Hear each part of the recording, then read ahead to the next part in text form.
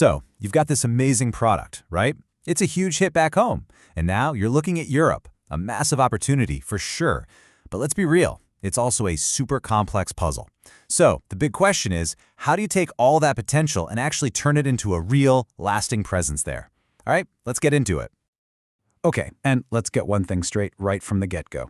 This is not about us questioning your product, not at all. You've already got something great, you've proven it works. The real challenge, the thing we need to figure out, isn't about what you've made. It's all about how you're going to introduce it to a whole new world of customers. And that, right there, is the heart of the matter. See, expanding into Europe isn't about changing your product. It's about changing how people see it for the first time. It's this subtle but absolutely crucial game of translation, of understanding the culture.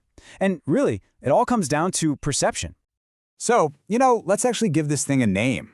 Let's call it the perception gap. And what is that? Well, it's that huge space between the value your product has that you've worked so hard for back home and the fact that, to a whole new market, it's basically a complete blank slate. It's like starting over. It's so tempting to look at a map and think of Europe as just one big market. But the reality, especially if you're coming from Asia or Latin America, is that the real roadblocks, they have pretty much nothing to do with geography. The reality? It's more like a complex mosaic. I mean, you're not just dealing with one set of EU rules. Nope. You've got different regulations in every single country. You've got dozens of languages, all these subtle cultural things you have to get right, and a distributor network that's, frankly, all over the place. And after all that, the biggest question is still hanging there.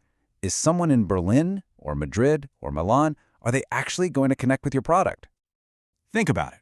Back home, your brand means something, right? It stands for quality, for success. It has a real identity. But the moment you land in Europe, you're basically starting from zero. You're an unknown. Your success story is just a story. It's not proven there yet. And that strong identity you have, it might just come across as a cultural mismatch. That disconnect, that's the perception gap. And figuring out how to bridge it, well, that's everything. So, the million-dollar question, how do you build that bridge? Well, I can tell you one thing for sure. You can't do it with some generic cookie-cutter plan. It just won't work. What you need is a strategy that's tailored, that's built from the ground up to navigate this incredibly unique and varied landscape. And look, the goal is never to change who you are as a brand. You don't want to just make it fit. The most powerful thing you can do is take your authentic story and find a way to tell it so that it really truly clicks with a European audience. It's all about adapting how you tell the story, not changing the story itself. Okay, so a methodical, step-by-step approach is what takes the risk out of this whole thing. First up, regulatory mapping. I mean, you got to know the rules of the game before you start playing, right? Next is partner scouting. This is all about finding the right people, the ones you can trust, on the ground.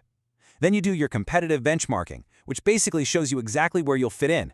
And finally, you run pilot launches. This lets you test the waters, get some real data, and prove your strategy works, all with very little risk. And when you follow a structured process like that, you're not just left with a plan on paper. You're actually turning that strategy into something real, into a tangible, growing presence in the market that can stand on its own 2 feet. So what do you really get out of all this? It's more than just getting your foot in the door. It's about clarity. It's about confidence. What you get is a clear roadmap that seriously lowers your financial risk. You get plugged into local networks way faster. And you build up the confidence you need to scale, to grow, because you know for a fact you've got the right people in your corner. And hey, this isn't just some theory we're talking about. This approach, it has a solid track record with all kinds of companies.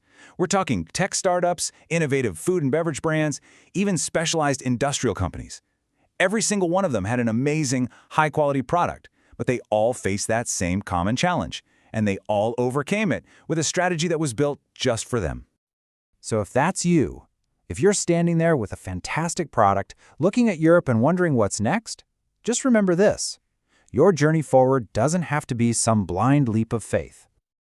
Honestly, you've already done the hardest part. You've created something with real value. The next big step, the critical step, is just making sure that value gets seen, that it gets understood, and that it's embraced, even thousands of miles from where it all started. So at the end of the day, the question isn't, is my product good enough for Europe? We already know it is. The real question is my strategy good enough?